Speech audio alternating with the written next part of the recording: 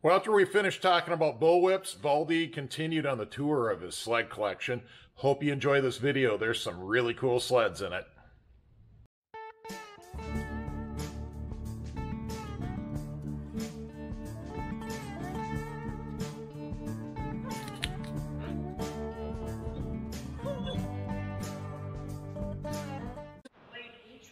Now the Blade Company, you know, Carpet Brothers up there in Evelyn, we're making these snowmobiles. God bless them. This is a powerhouse of a sled, and I wanted a Blade. And I don't have a lot of yellow color in this collection of mine, and when I saw a yellow Blade, I said, I want to try to find that. This was sourced in far north Saskatchewan, of all places. And it runs, drives great. You see, the Fast Company, we're using Polaris components. The steering wheel, for example, is Polaris. The motor is. So what you can see what they did. They took an 800 Polaris motor and hopped it up. 2 pipes. They put dual pipes on an 800 Liberty twin. And put it in backwards. Yeah, and put it in backwards. This is 2003, you know, think F7, think red line. It's awkward because you're pulling the cord, you know, crossways. Yeah. You know, anyway, this thing has a lot of compression. We actually checked the squish just to make sure that it wasn't, you know, exotic, but it's just hard to turn over. She's race gas only. Yeah, I put it in my car garage to warm it up to start it. Yeah. To be honest with you, because at 0 degrees or colder, it's hard to turn this thing over. Nice. Well, everybody's going to ask about the revolt behind you, so we better mention that too. Yeah, okay, so let's talk about Redline next. This is 2003, same year as this, and sadly, the story is in Snowtech magazine about a year ago. I wrote an article. They sadly made only about 57 of these, and this is one of very few that were delivered complete.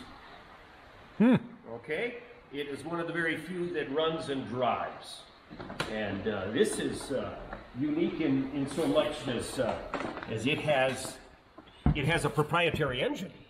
Wow, that's their own engine. Wow.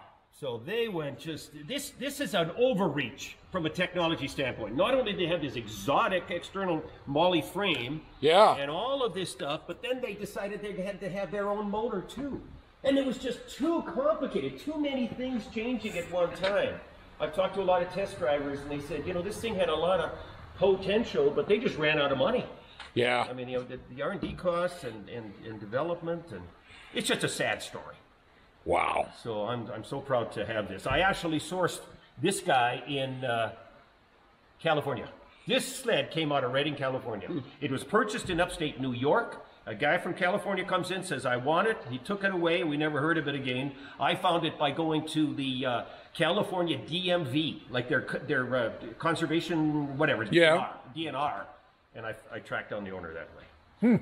So these two make a more modern touch to this collection here. Yeah. Is it okay? Can I walk down the row and sure. Show people? Sure. So all these got some just great stuff in here. Yeah.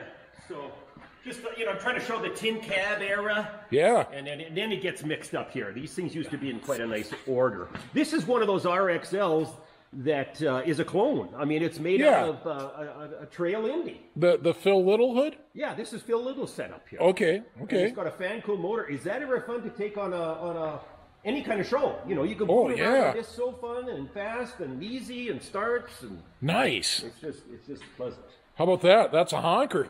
Yes. Now, what I'm trying to show here in preparation for our Triple Wars next year at Waconia is the last of an era, the last of the European motors. Now, here we have Hearst Honker, right? 800. Here we have Sachs. This is a 650. Okay. And this is a Kohler 650. Now, the Kohler was Canadian, though, I thought. Yeah, Kohler Canada. You know, if you look up Kohler on the internet, you're going to find a bunch of 4-stroke engines. But this is Kohler Canada. You make that distinction. Yeah. You know, people say, which of these is the fastest? Clearly this one. In fact, this one I saw win in '73 the Canadian Power Toboggan Championship. Gilles Villeneuve put on a clinic. You're kidding? This is the sled Jail drove? No. This is not the sled. Okay. This is a tribute to that sled. And then he followed it up in 1974 by winning the World's Championship race in Eagle River with one of these triple Alouette Supers. Yeah. So this thing has won the Canadian and the American Championship 73-74. Wow. So this is the Go Fast one. Yeah. So I'm so happy and proud to have this bucket list set here. Now, in fact, shortly thereafter, of course, all these manufacturers went to their own proprietary motor. By then, you know, everybody was into our motor. They quit buying the European stuff. Yep. And went to Japan and had their own motors of all kinds of, you know, types. Nice. How about that, my triple loving friends? Yeah, that's for you, Todd. So I'll be peddling these all over the place now, come spring and summer to push our show. Oh, sure. Sure. Oh, these are awesome. All right, we got a Ski Bee Scout. Is that a Canadian? Yeah, that's out of Saskatchewan. Oh, Ingham Industries. Wanted to show. Flanagan, Saskatchewan. I got a buddy who's got that last name, and I wanted to. Okay. I'll make sure he sees check this. out the front end of this thing. That is so butt ugly. It's not even funny. That is not what you call aerodynamic. And here's our fuel tank. We got a little one-longer in there. Yeah, then there's a Sachs motor. It's a mid-engine machine. Yeah. We got a Roloflex. We know this is Canadian. Saskatchewan wonder. Roloflex, first year, and this thing was modified for racing. Really? Yeah, it's got a Hooker tune pipe. Oh boy! 69. It had a tune pipe. Whoa. The guy put a tune pipe on it. Look at the twin carb setup on there. We've seen those once in a while. I better get a view of this pipe. Look at that. Nice. Hearth motor too. Sweet. Yeah, 300 Earth with 2 carbs. The 2 carbs. I'll be very honest with you. I blocked the second carb off. I could not throw this thing down without following the plug, you know. Oh, so yeah. I literally, I put a piece of cardboard for the air, and I squeezed I put a bolt in where the fuel is. There's only 1 carb working on this. Yeah. But it sounds and runs good. Well, we got a nice Hearth, looks like a big block. Before Hearth in this Grand Prix. Holy cow. This machine is half motor. Yeah. I swear to God. Oh, those were great motors at the time, they too. are good. Yeah. Remember they used to be that run, Center City, Yeah, the Iron Dog, they still do that. And I took the secondary clutch right out of this thing. The rivets broke. Oh, jeez. I was hitting it hard. Wow. It didn't go. Well, here, people got to see this oddity. This is the VIP Panther. Oh, yes. I love to show people Cat-O-Matic. That is a hydraulic drive with a torque converter in it. And you recall that Yamaha was doing the 73, 74. This is a 74 one-year wonder out of Arctic. Yep. I think it just was too complicated, too heavy.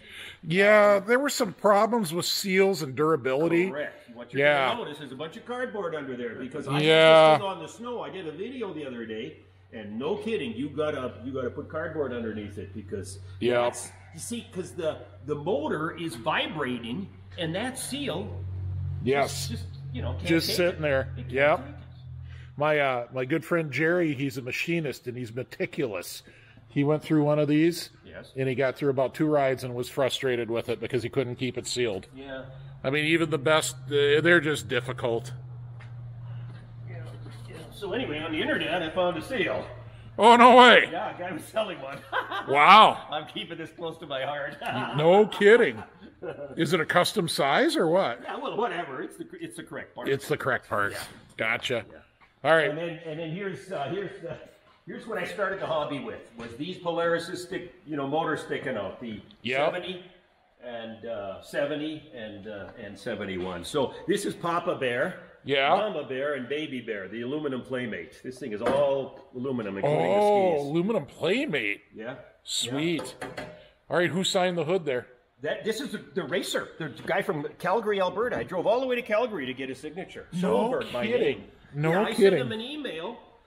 Because I found his name in race, the results. Yeah. And looked him up in the phone book in Calgary, and he answered. I said, "Did you race?" He says, "Yeah, I was the Western Canadian race manager for Polaris." Oh wow! I said, I'll see you soon. Nice. Nice. Yeah, last but not least, we got the big old boat, the Skeeter. Those are fun sleds, though. Well, it's the one that has towed me home. I'll bring a two-place trailer with this one and then into these others, and I'll sadly admit that I have used this one to haul the dead one back. I've had the Johnson version of this sled twice, and this thing is full featured. They're just fun. And everything from a neutral, cutout to cigarette lighter. Yeah, down to a cigarette lighter. And it doesn't end there. We got a Snow Gia hiding back in the corner. Snow Gia. Okay, I stand corrected. All right, let's walk over there because the Indy, the first year Indy. All right, so what is this blue sled? Well, this is very unique. Nobody's ever seen a polar bear. These were made in Wallingford, Connecticut. Wallingford, Connecticut. No kidding. This guy was an aviation, he had a lot of military and contracts with the federal government. Okay. And he just wanted something to keep his guys busy. So this is a very unique, very rare sled. That's cool. Nobody, like I said, nobody's sort of heard of this guy. Yeah. And I got the car being fixed in crazy Walbro. Oh, jeez. But here's the configuration here. Huh. Well, pretty standard. Yeah. Nothing spectacular about the pieces and parts that they put together. It's all pretty stock stuff. Yeah. But well, near and dear to my heart, one of my all-time favorites. Yes. Okay. So this is what I'm very proud of. This is the first of the Indies. Independent front suspension. Is this a low serial number version, or is it? I'd have to check. Okay. But this was done by A.J. Emmerich. Look at that. Oh. Look at that motor. Oh, look at that. Oh, that one's actually got the O2 cast in instead of some of them, was like 01 ground off and stamped in O2, some of the earlier ones. All right. But I think that was 78. All right. So anyway, Kathy Emmerich told me that she was polishing those bolts watching TV. Oh, good Lord. Oh, my God. This is beautiful. This is a fun sled. I took it to ride with the champs, and it handles so good. I mean, it just, Polaris made hay when they came up with this Indy. Well, you know what my main rider is now. Yes. Yeah, 83 cross country with the 404. Oh boy, and they ride great. Wow, they handle good. Yeah. Well, look at this guy. A rustler. Hold on. This is the prototype.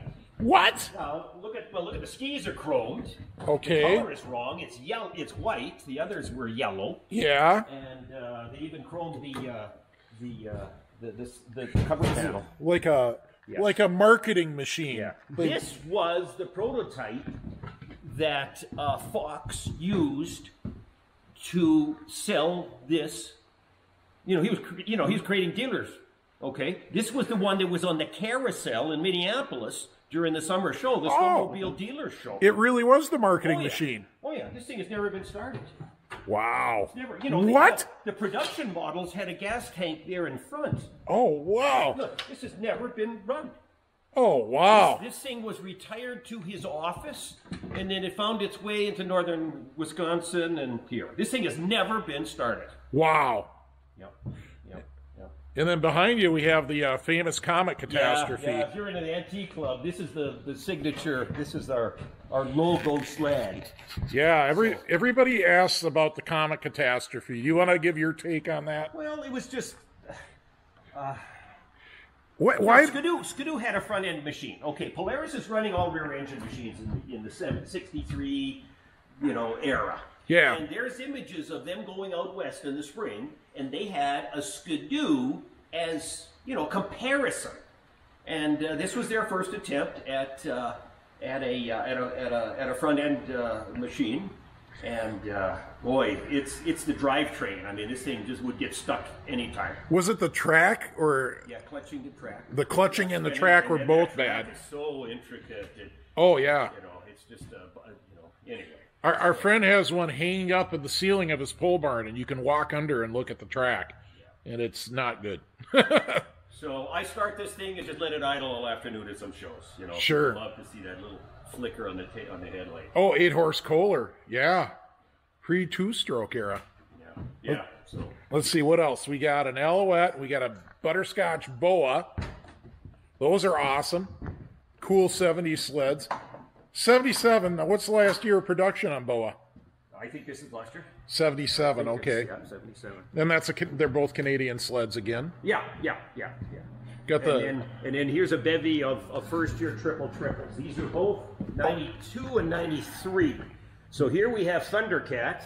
Nice. That's 900 cc's from the get-go. Yeah. The Mach C, 780 cc's. The Yeah. Storm was 750 for 1 year, and then Yeah. the next year it turned to 800. Same here. This VMAX 4 in 92 was a 750. The next year they went to 800. Okay. Because, of course, Arctic Cat trumped everybody with that 900 in there. Yeah. So these are largely, original first-year triples. There you go, my triple loving friends. Okay, Todd, I did it again. Here's the pretty one. Here's the one that I'm most proud of. Oh, I love those Storms. Look at the pipes. Can you imagine the engineer was told, hey, listen, you start with this chassis, here's the motor, now fit 3 pipes under the hood.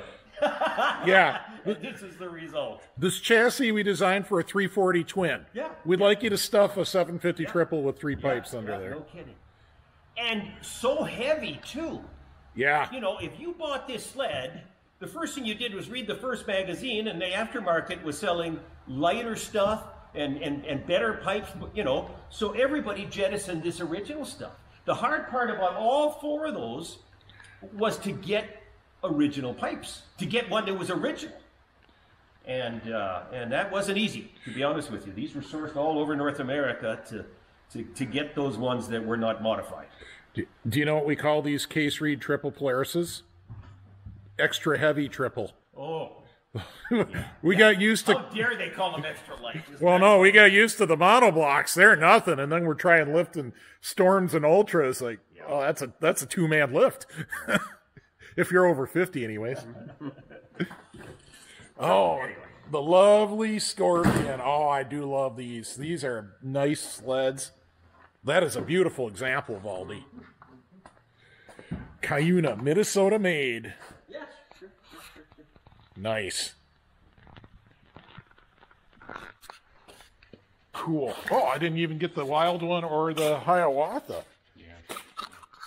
How about that? The wild one? Wild one, I think, is known because of its large size hood. I mean, it's physically quite wide and large. That's a wide ski and stance. I just like the coloration, with this orange and white. The windshield is off. We're going to try to make a mold for that windshield. Sure. Is that another one of your Canadian sleds? Oh, yeah. Sure. With, okay. Regina. How about this Hiawatha? Well, this Hiawatha is kind of an odd one because many of you might recognize the Larson. This was my Larson. Okay. And what, of course, I want is the Canadian version of it. Okay. And they flipped that in Canada. This is called a Hiawatha Hurricane X17. Marshall Wells was a like a hardware store.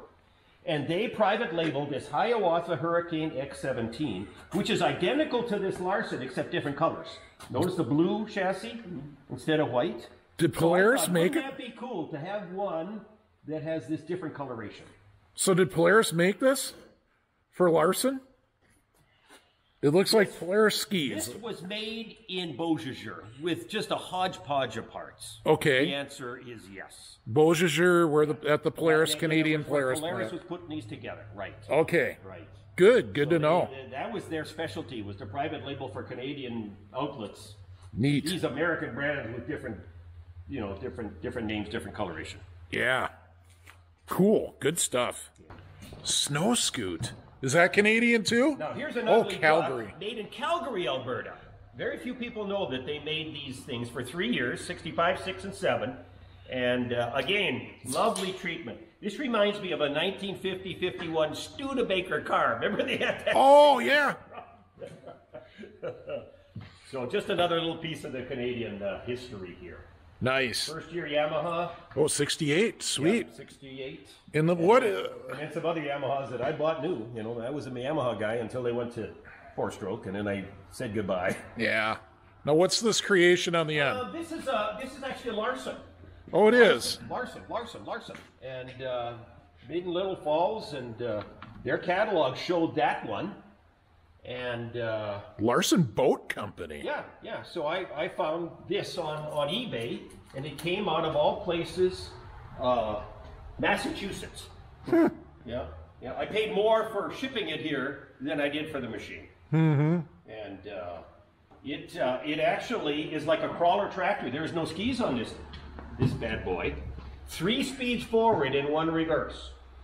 Okay, and a ton of chains that go back and forth, because when you pull on this lever, of course, it stops that track and you trundle around. It's like a crawler tractor, or like a caterpillar. And so anyway, we got to get this guy going. I love it. Well, I think I'm still signed up to help you with the motor mount. Yeah. That's one of those things. This is a project. You'll never restore anything like this, but it would be fun to go to a show and trundle around and say, this is a Larson, believe it or not. So if you want to see me helping Valdi with the motor mount, next project. you gotta pipe in, and we'll get to that at some point. Okay, so I think there's about 3 of these, and a Minnesota DNR got conned into buying a few of these. Wow. And then they gradually sold. Most of them had been outfitted for hauling logs or something at some lodge.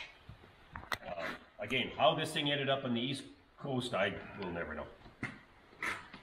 Cool. Yep. All right, that's my collection. Good stuff, Valdi. Thanks for showing us around. Once again, I'm going to put the link to Valdi's channel down in the description and the comments. And keep an eye on Valdi's channel. If you want to buy some really nice restored or maybe even original sleds, check out Valdi. He'll be selling some off, as he said. And thanks for watching. Don't forget to hit that subscribe button, and we'll see you on the trails.